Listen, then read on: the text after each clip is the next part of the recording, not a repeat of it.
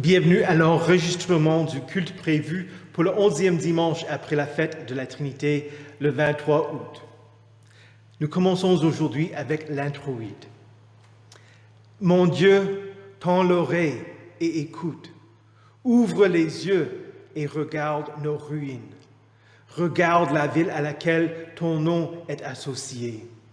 En effet, ce n'est pas en nous appuyant sur nos actes de justice que nous te présentons nos supplications, mais en nous appuyant sur ta grande compassion. Du lever du soleil jusqu'à son coucher, que le nom de Dieu soit célébré. L'Éternel domine toutes les nations. Sa gloire s'élève plus haut que le ciel. Il s'abaisse pour regarder le ciel et la terre. De la poussière, il relève le faible. Du fumier, il retire le pauvre. Au nom du Père et du Fils et du Saint-Esprit. Amen. Confessons nos péchés. Dieu Tout-Puissant, notre Créateur et notre Père, nous reconnaissons et nous confessons que nous avons péché contre toi en pensée, en parole et en acte. Nous venons chercher refuge en ta miséricorde. Aie pitié de nous, pauvres pécheurs, et pardonne-nous toutes nos fautes, pour l'amour de Jésus-Christ, notre Seigneur. Aide-nous, par ton Saint-Esprit, à mieux connaître ta sainte volonté, et rends-nous obéissants à ta parole. Par Jésus-Christ, ton Fils, notre Sauveur. Amen. Que le Seigneur te pardonne toutes tes fautes. Écoute cette parole qui indique la manière que Dieu nous pardonne. L'Éternel fait grâce, il est rempli de compassion. Il est lent à la colère, il est riche en bonté. Il ne conteste pas son fin, il ne garde pas éternellement sa colère. Il ne nous traite pas conformément à nos péchés, il ne nous punit pas comme le méritaient nos fautes. Mais autant le ciel est élevé au-dessus de la terre, autant sa bonté est grande pour ceux qui le craignent. Autant l'Orient est éloigné de l'Occident, autant il éloigne de nous nos transgressions. Amen. Prions le Seigneur.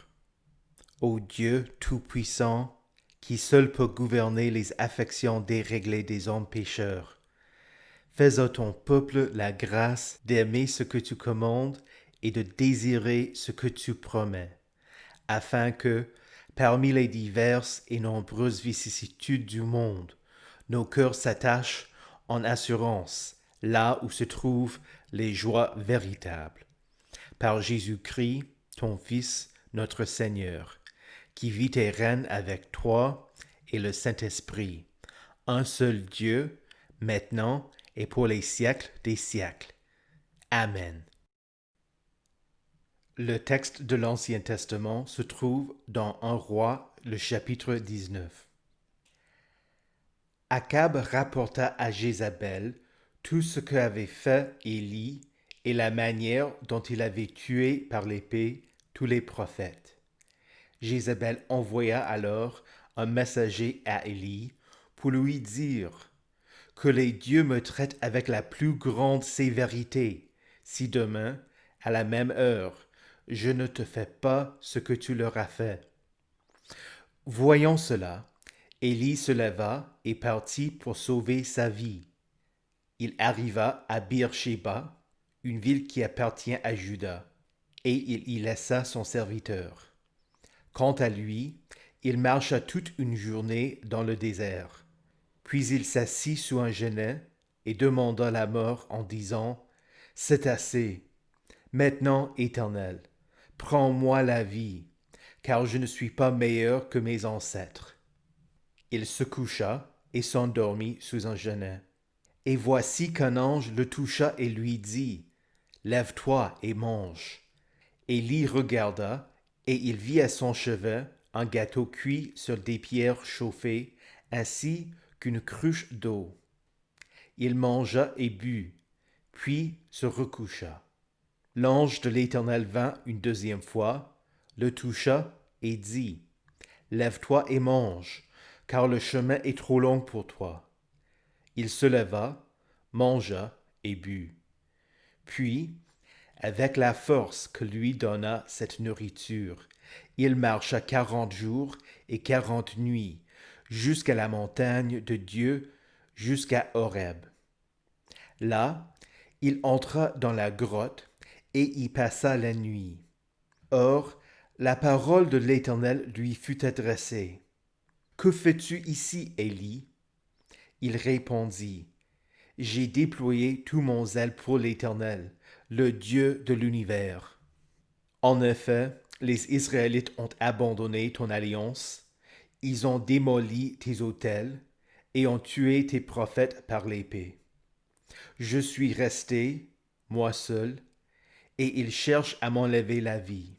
L'Éternel dit, sors et tiens-toi sur la montagne devant l'Éternel, et l'Éternel va passer. Devant l'Éternel, il y eut un vent fort et violent qui déchirait les montagnes et brisait les rochers.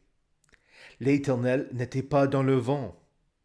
Après le vent, il y eut un tremblement de terre. L'Éternel n'était pas dans le tremblement de terre. Après le tremblement de terre, il y eut un feu. L'Éternel n'était pas dans le feu. Après le feu, il y eut un murmure doux et léger. Quand il l'entendit, Élie s'enveloppa le visage de son manteau, sortit et se tint à l'entrée de la grotte. Et voici qu'une voix lui fit entendre ces paroles. Que fais-tu ici, Élie? Il répondit, j'ai déployé tout mon zèle pour l'Éternel, le Dieu de l'univers. En effet, les Israélites ont abandonné ton alliance. Ils ont démoli tes autels et ont tué tes prophètes par l'épée. Je suis resté, moi seul, et ils cherchent à m'enlever la vie. L'Éternel lui dit, vas-y, poursuis ton chemin dans le désert jusqu'à Damas. Une fois arrivé là-bas, tu consacreras par onction Hazaël comme roi de Syrie. Tu consacreras aussi par onction Jéhu, le petit-fils de Nimshi, comme roi d'Israël, et tu consacreras par onction Élisée, le fils de Shaphat, d'Abel-Mehola, comme prophète à ta place. Celui qui échappera à l'épée de Hazaël, Jéhu le fera mourir, et celui qui échappera à l'épée de Jéhu, Élisée le fera mourir. Mais je vais laisser en Israël 7000 hommes. Ce sont tous ceux qui n'ont pas plié les genoux devant Baal et dont la bouche ne l'a pas embrassé. Ici prend fin la lecture de l'Ancien Testament. L'épître se trouve dans la lettre de Saint Paul aux Romains, le chapitre 9. Je dis la vérité en Christ, je ne mens pas.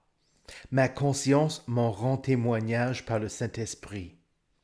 J'éprouve une grande tristesse et j'ai dans le cœur un chagrin continuel. Oui, je voudrais être moi-même maudit et séparé de Christ pour mes frères, mes propres compatriotes, les Israélites. C'est à eux qu'appartiennent l'adoption, la gloire, les alliances, la loi, le culte, les promesses, les patriarches. C'est d'eux que le Christ est issu dans son humanité. Lui qui est au-dessus de tout, Dieu béni éternellement. Amen. Ici prend fin la lecture de l'Épître. L'Évangile vient de Saint Matthieu, le chapitre 14, les versets 22 à 33. Aussitôt après, Jésus obligea les disciples à monter dans la barque et à le précéder sur l'autre rive pendant qu'il renverrait la foule. Quand il l'eut renvoyé, il monta sur la montagne pour prier à l'écart et, le soir venu, Il était là seul. La barque se trouvait déjà au milieu du lac, battue par les vagues, car le vent était contraire. À la fin de la nuit, Jésus alla vers eux en marchant sur le lac. Quand les disciples le virent marcher sur le lac, ils furent affolés et dirent: C'est un fantôme. Et, dans leur frayeur, ils poussèrent des cris. Jésus leur dit aussitôt: Rassurez-vous, c'est moi, n'ayez pas peur. Pierre lui répondit: Seigneur, si c'est toi, ordonne-moi d'aller vers toi sur l'eau. Jésus lui dit: Viens. Pierre sortit de la barque et marcha sur l'eau pour aller vers Jésus. Mais, voyant que le vent était fort, il eut peur. Et, comme il commençait à s'enfoncer, il s'écria: Seigneur, sauve-moi! Aussitôt, Jésus tendit la main, l'empoigna et lui dit: Homme de peu de foi, pourquoi as-tu douté? Ils montèrent dans la barque et le vent tomba. Ceux qui étaient dans la barque vinrent se prosterner devant Jésus en disant: Tu es vraiment le Fils de Dieu. Ici prend fin la lecture de l'Évangile. Heureux ceux qui écoutent la parole de Dieu et qui la gardent. Confessons notre foi en Dieu le Père, le Fils et le Saint-Esprit. Je crois en Dieu, le Père Tout-Puissant, Créateur du ciel et de la terre. Je crois en Jésus-Christ, son Fils unique, notre Seigneur, qui a été conçu du Saint-Esprit et qui est né de la Vierge Marie. Il a souffert sous Ponce Pilate. Il a été crucifié. Il est mort. Il a été enseveli. Il est descendu aux enfers. Le troisième jour, il est ressuscité des morts. Il est monté au ciel. Il siège à la droite de Dieu, le Père Tout-Puissant, et il viendra de là pour juger les vivants et les morts. Je crois au Saint-Esprit, la Sainte Église universelle, la communion des saints, la rémission des péchés, la résurrection de la chair et la vie éternelle. Amen.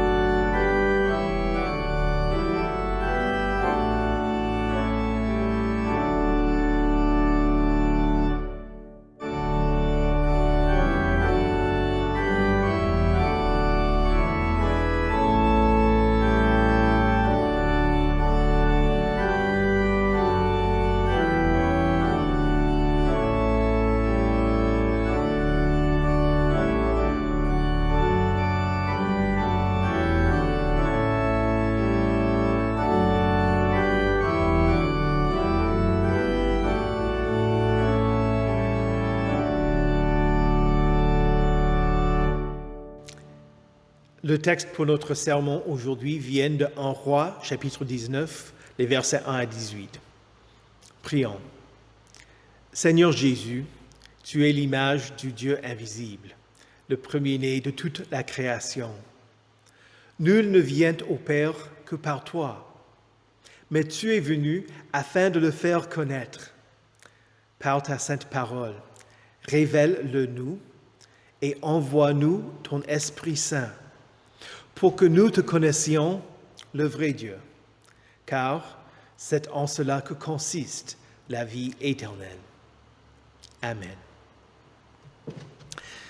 Saint de Dieu, précieux et bien-aimé, que la grâce et la paix vous soient données, de la part de Dieu notre Père et du Seigneur Jésus-Christ. Amen. Dieu te sauve des faux dieux. Voilà ce qu'il faisait pour le peuple d'Israël quand il prononça sa loi sur le Sinaï. Tu n'auras pas d'autre Dieu devant moi. Tu ne te feras pas de sculpture sacrée, ni de représentation de ce qui est en haut, dans le ciel, en bas, sur la terre, et dans l'eau plus bas que la terre. Tu ne te prosterneras pas devant elles, et tu ne les serviras pas. L'Église, jusqu'à l'époque de la Réformation, comprenait l'ordre de ne pas faire de sculpture sacrée comme faisant partie de l'interdiction du premier commandement. C'est pourquoi vous n'avez pas appris au catéchisme « Tu ne feras pas de sculpture sacrée » comme étant l'un des 10 commandements. Le réformateur Calvin et les réformateurs radicaux, des gens comme Zwingli et Andreas Karlstadt, étaient d'avis que l'Église avait désobéi à ce commandement. Ils ont ajouté le commandement au décalogue.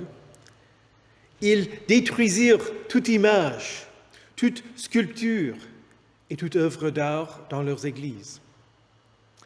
En raison de la liberté chrétienne, les calvinistes ne sont pas tenus d'apprécier l'art à l'Église.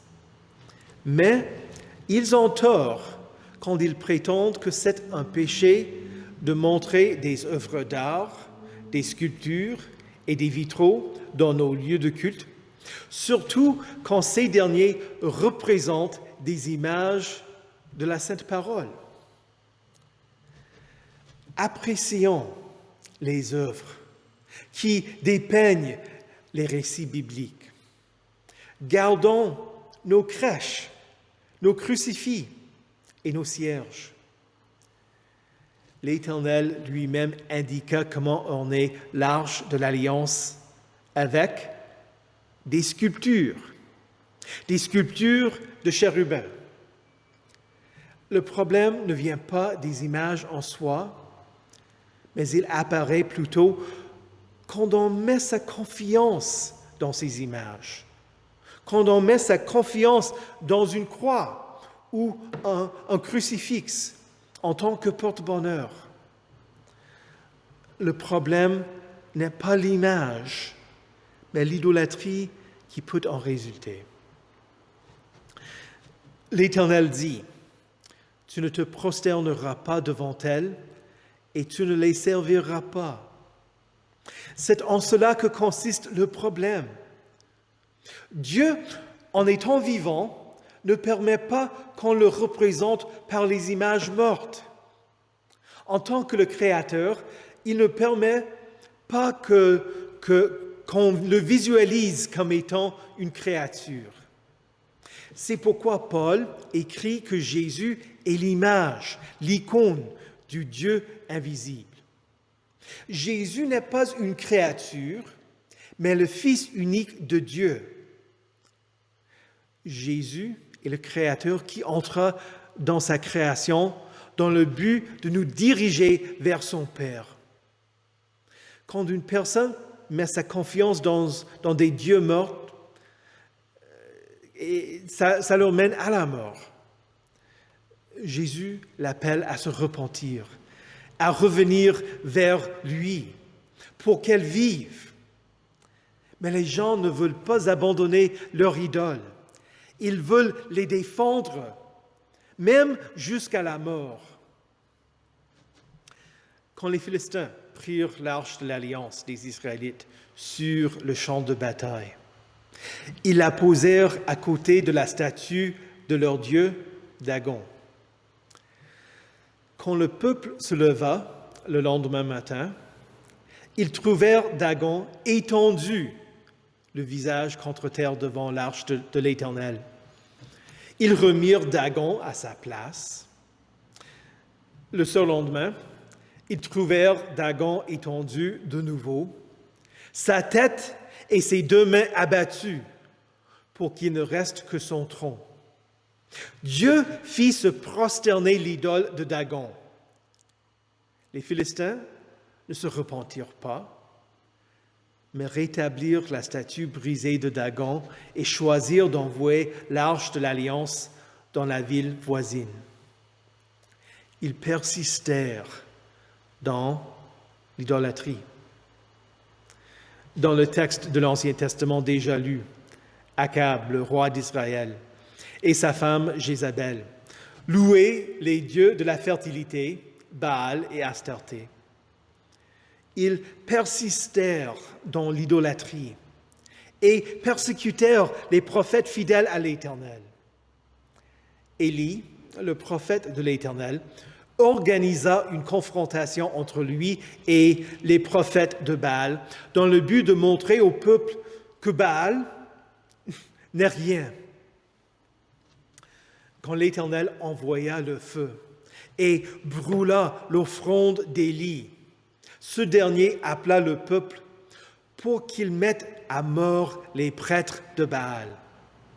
Akab et Jézabel ne voulurent pas abandonner leur idole, mais les défendre. C'est pourquoi Jézabel envoya un messager dire à Élie qu'elle allait le mettre à mort. Il y a un autre exemple de gens voulant défendre Baal dans le livre des Juges. Quand l'Éternel appela Gédéon, il lui dit de démolir l'autel de Baal et d'abattre le poteau sacré d'Astarté, qui appartenait à son père, pour ensuite construire un autel consacré à l'Éternel et y offrir un holocauste. Gédéon eut peur et donc le fit pendant la nuit. Le lendemain, quand les habitants de la ville apprirent ce que Gédéon avait fait, ils voulurent le mettre à mort. Les gens n'aiment pas que l'on détruise leur idole. L'homme pécheur érige et protège ses idoles, jusqu'au point de mettre à mort le seul et vrai Dieu vivant. Il est ressuscité et il vient afin de démolir et se mettre à la place des idoles. C'est ce que faisait Jésus au cours de son ministère. Même parmi ses disciples, il démolissait leur idole pour en prendre la place. C'est pourquoi il invita Pierre à sortir du bateau et à venir vers lui, pour ensuite le sauver. Jésus permit que Pierre doute pour qu'il mette sa confiance en lui après avoir été sauvé. Et encore, pour que les disciples se prosternent devant lui et confessent de Jésus et à Jésus, « Tu es vraiment le Fils de Dieu ». L'Église a aussi pour rôle de démolir les idoles. Le but n'est pas une destruction gratuite, ni de faire tomber les statues comme faisaient les réformateurs radicaux pour ne laisser que des décombres. L'Église renverse les idoles mortes dans le cœur des hommes pour les remplir du Dieu vivant, Jésus-Christ, pour obtenir que tu confesses à Jésus. tu es vraiment le Fils de Dieu. La nature pécheresse transforme et fait les bienfaits de Dieu des idoles. Les divertissements et le sport sont des dons de Dieu, mais ils deviennent pour certains une religion. Critique le foot auprès d'un fan et il fera de son mieux pour te convaincre non seulement que c'est le meilleur sport, mais il essaiera de faire de toi un fan de son équipe préférée. L'alcool est un don de Dieu. Et pourtant, ceux qui boivent de l'alcool jusqu'à en perdre connaissance disent qu'ils ont passé un bon moment avec des amis. Si on ose demander à l'un d'eux, « Ah oui, tu penses que c'est un bon moment quand tu ne te souviens même plus de ce que tu as fait la veille? » Immédiatement, la personne sera prête à défendre son ivrognerie. Elle protège son idole de ceux qui veulent l'ébrécher. Le mariage est une autre bénédiction de Dieu. Dis à l'adultère qu'il ne devrait pas le faire et il défendra son comportement et te dira de ne pas te mêler de ses affaires. Les gens sont prêts à défendre et même à mourir pour leur Dieu. L'idolâtrie est aussi ton péché, parce que tout péché est de l'idolâtrie. Le premier commandement t'appelle à craindre et aimer Dieu par-dessus tout et mettre en lui ton entière confiance. D'accord, tu ne te prosternes pas devant des sculptures gravées et ne leur donnes pas des offrandes. Mais qu'est-ce que tu aimes plus que Dieu? En quoi? Ou en qui mets-tu ta confiance plutôt que de confier ton chemin à l'Éternel? Qu'est-ce que tu crains ou crains de perdre? Cela devient pour toi une idole. Tout péché est de l'idolâtrie. Lesquels de tes péchés es-tu prêt à défendre? La jalousie, la haine, les paroles grossières, l'orgueil, la convoitise passionnée, la colère, la persistance de la rancune contre la personne qui t'a blessé ou offensé, l'argent, même le don des membres de ta famille peut devenir une idole. Car Jésus dit, « Celui qui aime son père ou sa mère plus que moi n'est pas digne de moi. Et celui qui aime son fils ou sa fille plus que moi n'est pas digne de moi. » Jésus n'a pas l'intention de tout te de tout te prendre. Il te donne tout. Il dit, recherchez d'abord le royaume et la justice de Dieu, et tout cela vous sera donné en plus. Il dit encore, toute personne qui aura quitté à cause de moi ses maisons ou ses frères, ses sœurs, son père, sa mère, sa femme, ses enfants ou ses terres, recevra le centuple et héritera de la vie éternelle. Jésus t'incite à vouloir ce qu'il veut pour toi. C'est pourquoi tu voudras renverser tes idoles et lutter contre elles. Tu dis avec Saint Paul, « Je ne comprends pas ce que je fais. Je ne fais pas ce que je veux et je fais ce que je déteste. Qui me délivrera de ce corps de mort? Grâce soit rendue à Dieu par Jésus-Christ notre Seigneur. » Dans les lectures prévues pour aujourd'hui, Élie perdit sa confiance, eut peur de Jézabel et pria, « C'est assez. Maintenant, Éternel, prends-moi la vie. Pierre vit que le vent était fort, eut peur et se mit à couler jusqu'à ce que Jésus l'empoigna. Pour Élie et Pierre, ils se réjouirent que Dieu vint à leur secours. Jésus vient à ton secours aussi. Réjouis-toi. Il crée en toi un cœur nouveau et fait de toi une nouvelle création. Il te donne une foi pour que tu lui confesses. Tu es vraiment le Fils de Dieu. Dieu lui-même, sa sainte parole et le nouvel homme qu'il crée en toi travaillent ensemble pour te sanctifier et anéantir tout faux Dieu que le diable, le monde et ta nature humaine t'incitent à adopter. Jésus te pardonne pour faire disparaître les idoles mortes qui mènent à la mort, pour que tu n'aies pas d'autre Dieu devant lui, pour que le Dieu vivant te vivifie. Jésus te sauve des faux dieux. Au nom de Jésus, Amen.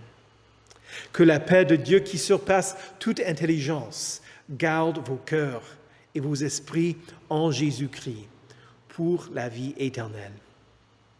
Amen. Prions pour tout le peuple de Dieu en Jésus-Christ et pour tous les peuples selon leurs besoins. Chaque demande sera conclue avec les mots « Seigneur, dans ta miséricorde ». Vous pourrez répondre « Écoute notre prière ». Ô Éternel, tu es la source de la vie. Tu donnes et soutiens cette vie terrestre. Nous te rendons grâce pour ce don. Enseigne-nous à t'aimer plus que la vie, car ta bonté vaut mieux que la vie. Aide-nous à protéger la vie des plus faibles et à répondre avec générosité quand nous voyons des gens en difficulté, en particulier les personnes au Liban en ce moment. Seigneur, dans ta miséricorde, écoute notre prière.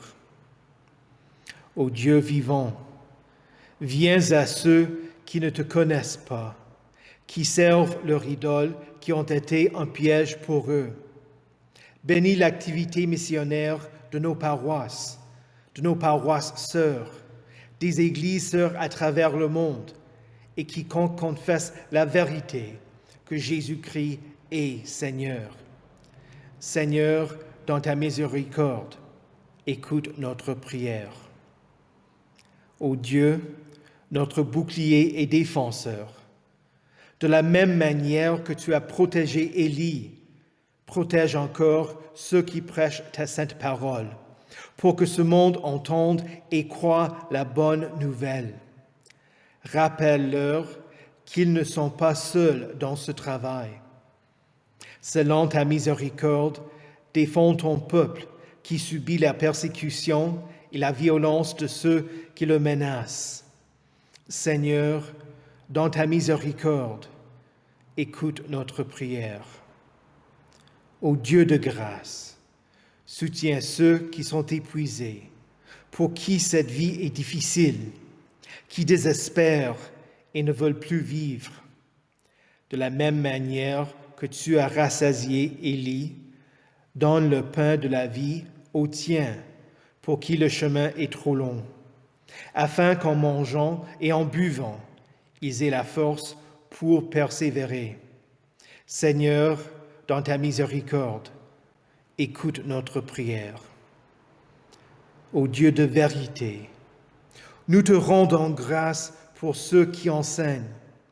Bénis ceux qui préparent des cours pour la rentrée scolaire et dirigent les activités de nos écoles pour le bien-être des étudiants. Seigneur, dans ta miséricorde, écoute notre prière. Ô Dieu de compassion, aie pitié de ceux qui sont malades et ceux qui les soignent. Guéris les malades, soulage les infirmes et protège ceux qui se chargent de leur bien-être. Que les recherches médicales portent du fruit, en particulier en ce qui concerne la recherche d'un vaccin et les remèdes pour le COVID-19. Seigneur, dans ta miséricorde, écoute notre prière. Ô Dieu, notre Sauveur, sauve-nous encore quand nous vacillons dans notre foi, quand les craintes et les doutes nous font perdre notre confiance en ta bonté. Soutiens-nous dans nos épreuves pour que nous en sortions plus fermes dans la conviction de ton grand amour pour nous. Donne-nous la force nécessaire pour rejeter l'idolâtrie, pour lutter contre le péché et pour te rester fidèle. Seigneur, dans ta miséricorde, écoute notre prière. Nous prions tout ceci au nom de Jésus-Christ, ton Fils, notre Seigneur, qui nous a enseigné à prier. Notre Père, qui es aux cieux, que ton nom soit sanctifié, que ton règne vienne, que ta volonté soit faite sur la terre comme au ciel. Donne-nous aujourd'hui notre pain de ce jour. Pardonne-nous nos offenses, comme nous pardonnons aussi à ceux qui nous ont offensés. Et ne nous laisse pas entrer en tentation, mais délivre-nous du mal. Car c'est à toi qu'appartiennent le règne, la puissance et la gloire, au siècle des siècles. Amen. Recevez la bénédiction de l'Éternel. Que le Seigneur vous bénisse et vous garde. Que le Seigneur fasse luire sa face sur vous et qu'il vous accorde sa grâce. Que le Seigneur tourne son visage vers vous et il vous donne sa paix. Amen.